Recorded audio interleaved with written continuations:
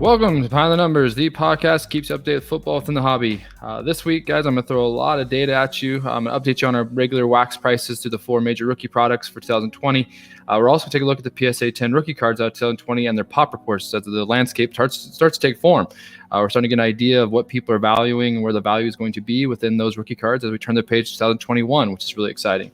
And that page has started to turn. We have legacy and contenders draft picks out that we're going to talk about as well. So I'm excited to catch you guys up on all the products and get ready for the 2021 rookie class as we keep getting closer and closer to the season.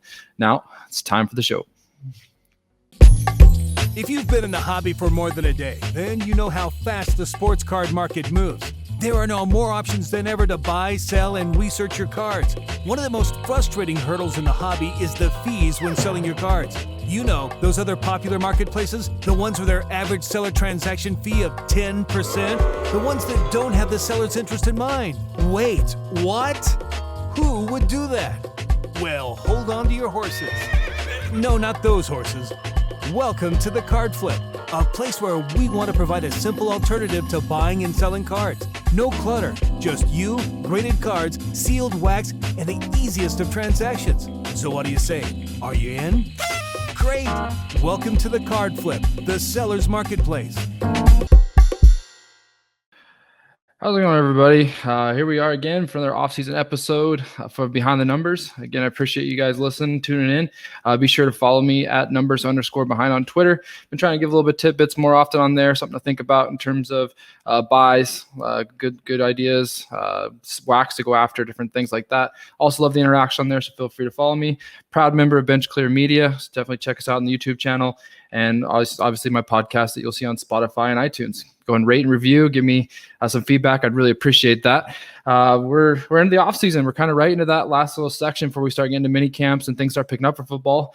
Right now, lots going on in the sports world. We got basketball playoffs. We got NHL playoffs, and baseball. Some clear views are starting to take form in terms of players and whatnot. So a lot of attention's off of football right now. So there's a lot of opportunity for good buys and wax and the rookies that are coming out. Just a lot of different opportunities for us to get ahead of it. And I think that a lot of the data we've talked about and a lot of the paying attention to those rookie card prices is going to help us make some good decisions as we come into the preseason, out of the off season. So I'm just really excited for it. Football is always fun when that's around the corner, and I'm excited to see how some of these rookies perform. But let's just start with the wax prices. Basically, in general, this show is going to be a lot of data. So I'm going to be reading a lot of numbers and trying to interject a little bit of things on there in terms of just what I like and what I don't. I'm really excited to talk to you guys about the PSA 10 rookie prices, and the pop reports are very interesting. So we will get to that as well. Let's just go ahead and go straight across the different types of the cello packs, hanger boxes for our Mosaic, Prism, Optic, and Select. Basically, everything's down across the board for wax. I think a little bit we're in the dead center of the offseason. Like nobody's thinking about football right now. I also think that 2021 is on the mind of people, the new rookie class. And so things are starting to just kind of come down. And a lot of people are worried about a market crash. We'll kind of talk about the end, but I think it's more of just we're getting to realistic. So I do think that the prices are getting to a good place for us to buy in some of these wax situations, but also don't be scared thinking that it's going to tank. I don't believe that. So we got cello packs. Mosaics, $44 per cello pack. That's down 10%. Prisms, $40, down 30%. Optics, $32, down 10%, and 35 is down 20%.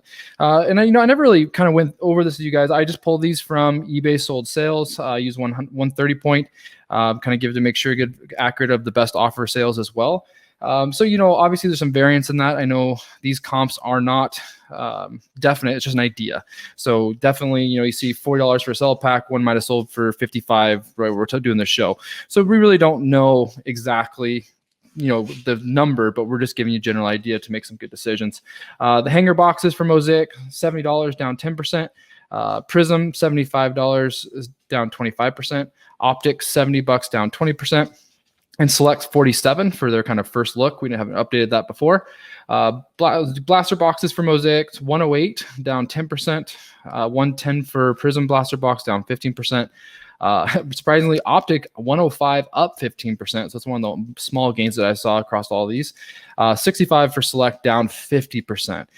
So as we kind of talked about on the last couple of shows, Select a little bit of worry with how much retail was out there and how much color came out of there. A lot of the there's just a lot of options, a lot of different cards of Herbert. Just kind of, I think it watered it down a bit. And so I think Select isn't going to be valued the way it was in the previous years on this retail experiment. So we'll definitely have to pay attention to that over the next couple of years, just kind of getting used to the 18, 19 versus 2020 Select. I think that's going to be an interesting discussion when it comes to the value. So then we have the mega boxes for Mosaic. They're 180 down 10%. Mega boxes for Prism 220 down 5%. So those are holding pretty good. The Prisms are 205 down 5% for Optics mega boxes, and then Select $95, kind of the first sale I've talked about on the show. So then we go to the couple of hobby options. The no huddle boxes for Mosaic and Prism.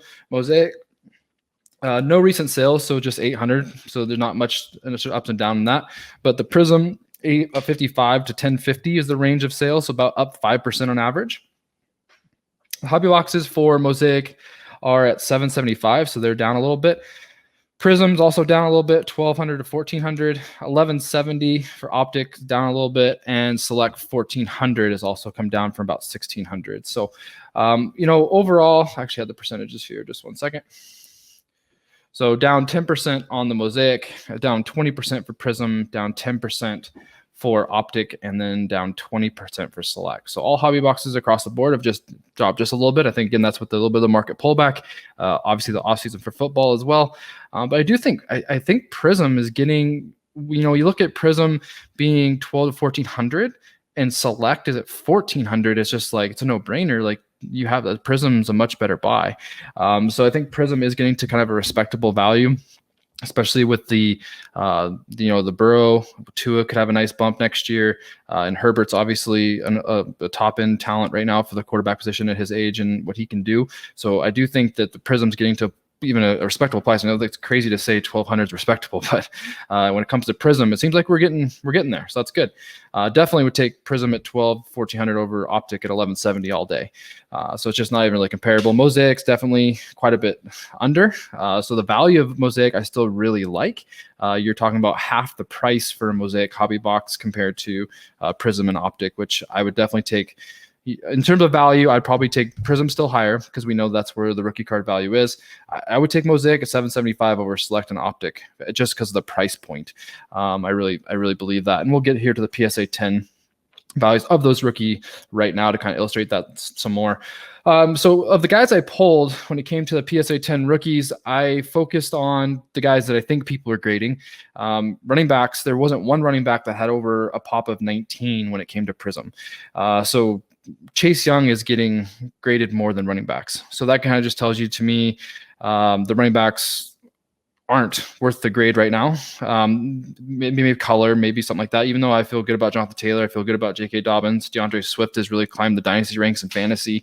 Those three guys have a really big potential to make some noise next year in terms of numbers and fantasy, but they're not being valued, which we kind of understand that with the running back position. But we'll kind of talk about what I think we should do with the running backs toward the end of the show on some different hobby strategies. So what I did was I focused on the 5 quarterbacks. So we got Herbert, Burrow, Tua, Hurts, and Love. I threw Love in there. And then Jefferson and Lamb are still being graded pretty well. So I talked about those 7 guys are kind of the guys to look at for 2020 in terms of grading. The receivers are a little bit of a stretch. They're not being graded a ton, but Jefferson is being graded pretty well. And CeeDee Lamb, they're being graded pretty well, but nothing, their values are worth the grade right now. So that's why I put them in here. So we'll just start with Herbert, kind of talk about each player individually, and then just talk about the whole picture at the end here. But Herbert's Prism PSA 10 700 pop count on that is 1182 with a 30% gym rate. So a 30% gym rate, that's pretty crazy, very low. His Mosaics going for 200 for PSA 10. Just these are all base cards, so no color yet to talk about. We'll be here all day. We'll talk about why that is in a second. His pops 590 on the Mosaic at a 48% gym rate. And Optic PSA 10 right now for Herbert is 326 with a pop of 156. And that's coming at a 71% rate. So his Optic is grading amazing right now so far out of the gate. 326 is a little inflated. That's the first couple Optic. They're just... The pop report hasn't even stabilized yet. They're still quite low, being at 156. So still interested to see where Optic settles. It's right now, it's well above Mosaic across the board. But again, I want to see where that settles once more Optic comes in. Burrow, 455 for his Prism PSA 10 with a 915 pop count at 52% gym rate. that's a buy. Like, that's a big buy to me. He's $200 under Herbert for Herbert's Prism right now.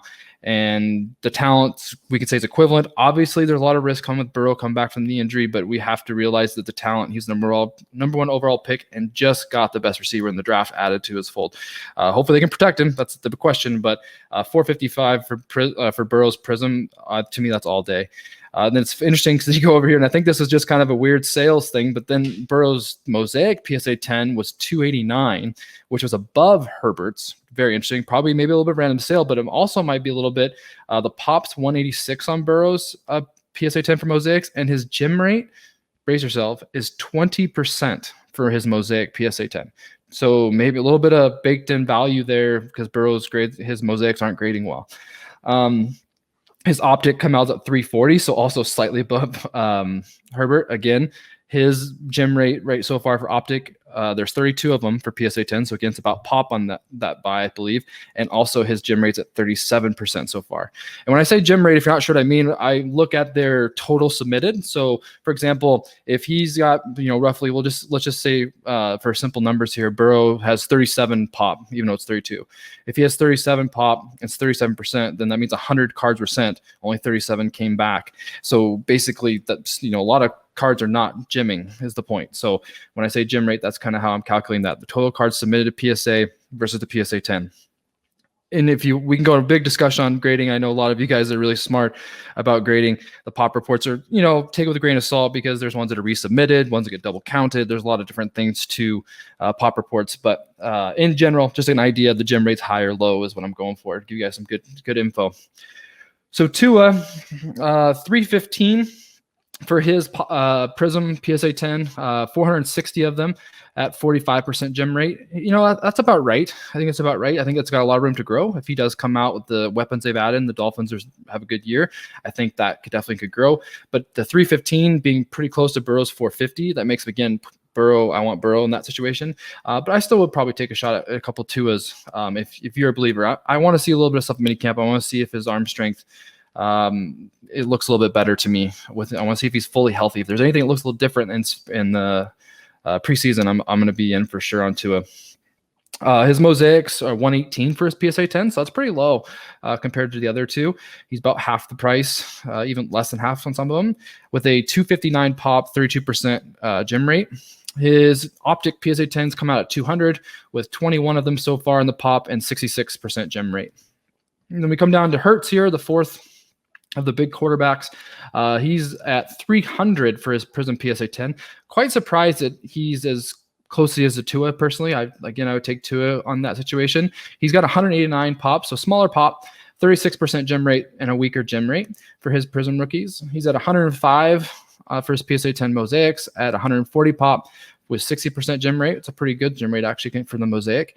And 176 for his Optic PSA 10 at 19 of them, so 51% gem rate. So real early in the pop for the Jalen Hurts and Optic. And then we kind of get to, let's go back to Love, and then I'll do the two receivers. So Love's PSA 10 for Prism is 235. With 95 of them only at a 50% gem rate. So he's got one of the stronger gem rates with Burrow on Prism. 95 is a very low number compared to the rest as well. So people aren't super sure on him, what that tells me. At 235 is respectable. I mean, he's only $60 off of Hurts, who's played. So it's I kind of feel like grading Love and selling him is a good play right now if you don't believe in him, because he's still getting pretty good value for not even showing us anything. 150 on Love's Mosaic, which is really surprising for his PSA 10. It might have been just kind of a random off, but 87 of them and at 50%. 168 for Love's Optic. There's only 8 of them at 61% gem rate. So you kind of see that's kind of the core. We kind of did the quarterbacks right down their rankings. So it's, Herbert overall value is number 1, Burrow's number 2. Tua and Hurts are kind of neck and neck for 3, 4, and then you have Love at 5. So then the next two guys, we got Jefferson and Lamb we'll look at.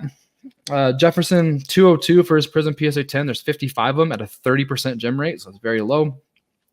100 for his PSA 10 Mosaic, 49 of them at a 55% gem rate, and 180 for his Optic at 11 of them at 48% gem rate. And then we'll just do Lamb real quick, and then we'll kind of chat about the overall look here. So Lamb's 140 for his Prism PSA 10. There's only 24 of them currently in the pop for 35%. 70 for Mosaic PSA 10. There's 80 of them at 50% in the pop for gem rate for 50%. And then he doesn't have any optics graded yet. He doesn't have any optics sold yet. No optics PSA 10s sold yet, so I couldn't get a price there. There's only been 3 of them so far that are PSA 10s. Just kind of looking at that, the one thing that's interesting is Jefferson's pretty solid at 202. I think, especially when you think about last year at the beginning of the season, Michael Thomas was about 320, 350 for his PSA 10 rookie, and I think Jefferson has a higher upside. I also think that it's really interesting looking at Prism's gem rate is basically all of them are kind of 30%, except for Burrow and Love. They're at 50. So the gem rate's pretty weak on Prism and pretty weak on Mosaic. It looks strong so far on Optic, which is odd because a lot of people struggle with Optic because of the centering. And so I'm going to be interesting to see if those numbers hold. But overall, it does seem that there is some pretty weak gem rates right now. Grading is not so simple. So we're going to have to be a little more selective in what we do. Some kind of other interesting things is just looking through these 3 products. There's 52 types of Herbert rookies that have been graded. So think about that for a second. There's 52 different types: base, green scope, red, white, and blue, purple. There's 52 of them. And that's just the ones that are graded. So there's probably closer to 60, 65-ish different variations of the Herbert rookie and Prism. So you kind of let that settle in, it's like sink in for a second. You're kind of like, man, that's a lot of Herberts, and it is, and that's kind of how they're kind of blinding us a little bit to the more.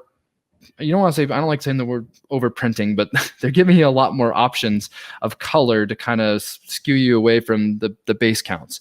So a little bit surprising that. I don't think that that's super new with Prism. I think they've kept kind of added more colors each year, but I'm really surprised it was close to 60 overall in terms of how many different Herbert Prisms are.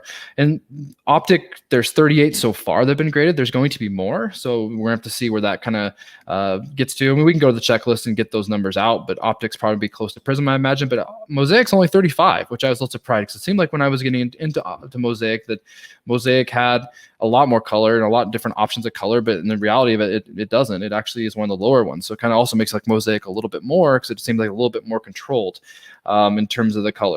But I know you guys think, I'm a big Mosaic fan, it does seem, but again, I said it earlier, but Burrow's Mosaic 20% gem rate. So if you have a couple good Burrows that are Mosaic and you want to try to grade them, those could be good options, because that's a very hard card to grade. And if you do see a good PSA 10 out there that you think is underpriced, I think I'd take a chance on it. I do think that the first year Mosaic and a Burrow PSA 10 rookie card is going to be a nice card to have if his career does unfold the way we think it can. So yeah, that's just kind of the overall landscape, guys, I wanted to give you in terms of the 2020 product. It's really kind of selling in for us to kind of get a good look. Really, really interested to see where Optic does when it stabilizes in terms of PSA 10 prices. I think that I really want to see how close it gets to Mosaic. I think it's going to tell us a lot, because right now the wax and the singles are quite a bit higher than Mosaic. It just seems like Mosaic wax is the value right now. So definitely want to see where those PSA 10s level out for Optics. So, but with that, as we turn the page to 2021, we do have some Trevor Lawrence rookie cards out there now, and we have some Trey Lance and Justin Fields and all those guys coming to the fold with another exciting rookie class. As I had, thankful again to Ryan McDowell for coming to the show last week. If you didn't check it out, definitely check it out. We go through the rookies in detail with his knowledge of fantasy football and really trying to blend the two. But so the new products are out. We got Legacy. Legacy's cool. It's kind of cheap product. The value won't hold. All the players are in their college jerseys. It's kind of like an older card look. They're really kind of, I don't want to say flimsy, but they're not solid like Prism type cards. Are very weaker paper cards for the most part. Majority are sticker autos, but they do have some cool chrome and some cool color, some nice insert autos. I've gotten a couple of breaks. As a Cowboys fan, I jumped into Cowboys, went for cheap, and hit the Micah Parsons RPA auto. So stuff like that. They're just they're fun, and it's pretty cheap overall. So it's a pretty cheap rip compared to most. Right now, the Legacy hobby boxes are going for $180, $225 on buyouts or blowouts. So blowouts a little bit high still, but under $200 for that's a good price for that. You get 2 autos, a lot of rookies, a lot of cool college cards if you're a college fan. And I kind of put out my tweet last week was just like, if you're a huge fan of college football like I am, and some of these awesome college cards you just like a lot, just wait. In about 2 months, once we get Donruss out, and once we start to see some mosaic, it's going to come way down, and you're going to be able to get some of these cards for really cheap that you can enjoy if that's your personal collection type of stuff. Like I like, I'd love to get a Penei Sewell card just because I'm an Oregon fan. I don't care he's an old lineman. I know I'm not investing, but I definitely, if I can find a cool little Penei Sewell Oregon Ducks auto, I'll definitely probably snag one in a couple months. A couple sales though to Legacies, give you an idea what they're doing. Lawrence Insert Auto out of 10 sold for $1,500. Lawrence RPA out of 75, $700. These are real sticker autos, but he's still commanding value. We're seeing. It's gonna be really interesting to see what kind of that first Lawrence Donruss optic. That because in Donruss they have the optic insert rookie. I'm really interested to see what those come out at, because I think they're gonna be pretty high. Trey Lance RPA out of 15 for $521.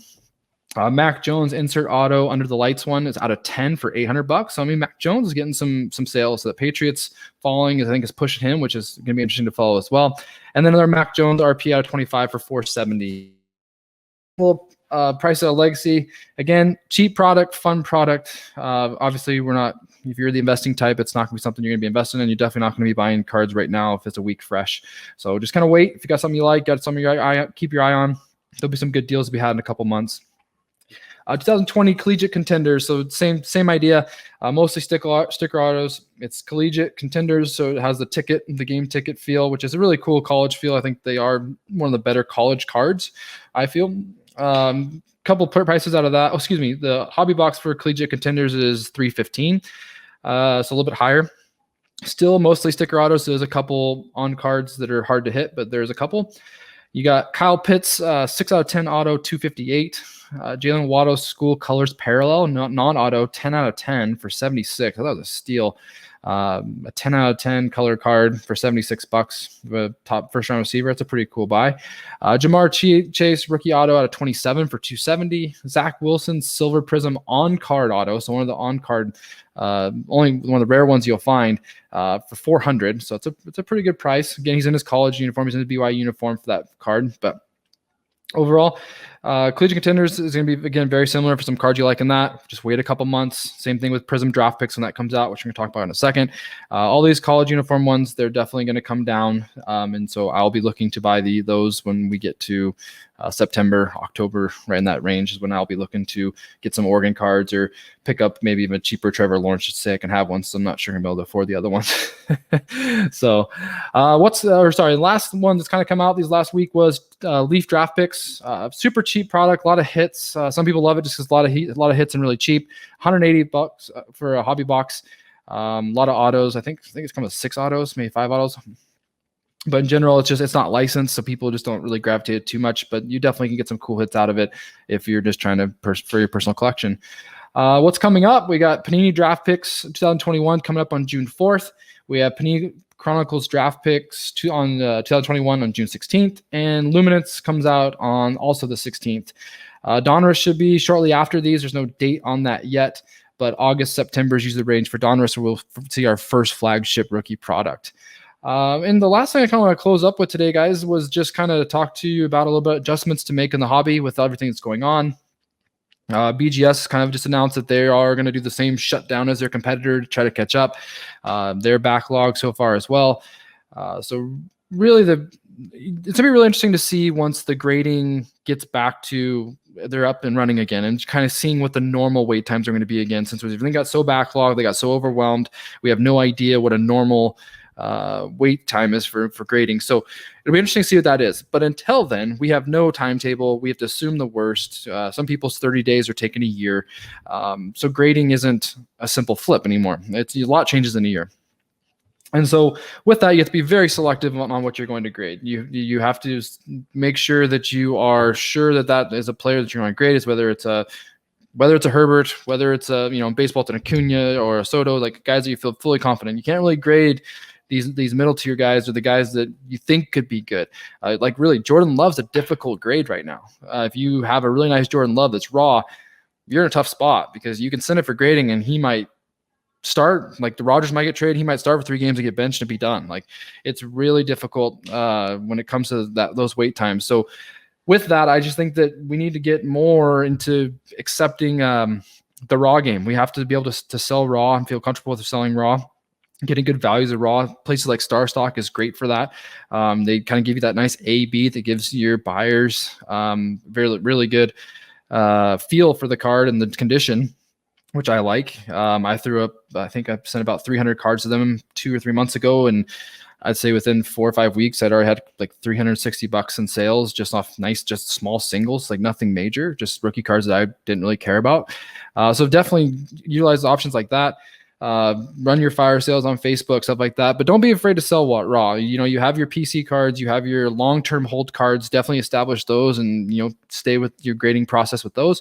But the sending, 10 Jerry Judys in to get graded, waiting a year, comes back and he's not even a receiver one, you're going to lose a lot of money. So that kind of strategy just isn't going to work right now, especially with the prices that are coming up as well when it comes to PSA. The other thing I would say is, with the volume that I talked about of the color for each product, you really want to stick to the numbered ones. The pinks are nice, the greens are nice. They're a little tick above the base, but when you want to go get a good card of a good player, again, stick to the numbered.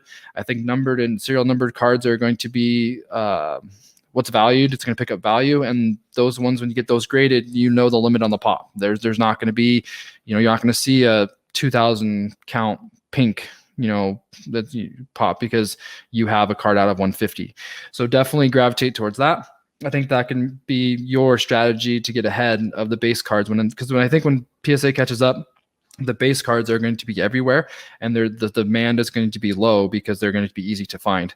And that's what my worry is. I mean, I still have cards coming back since, it's last March. Yeah. So it's going to be a while still, but my point is that the base card game, I think, is going away because everybody's grading now. It wasn't the case 18 months ago. So, and with that, I'd hope that information I gave you guys in terms of data is helpful to you. The weather's getting nice. I'm excited for the summer. As a teacher, finally get some time with the family and enjoy the awesome mountains up here in Calgary. I hope you can do the same, enjoy time with your family as well, and the good weather as we can get outside and get past this pandemic. But you guys take care. I'll check in with you in a couple weeks as we get close to training camps.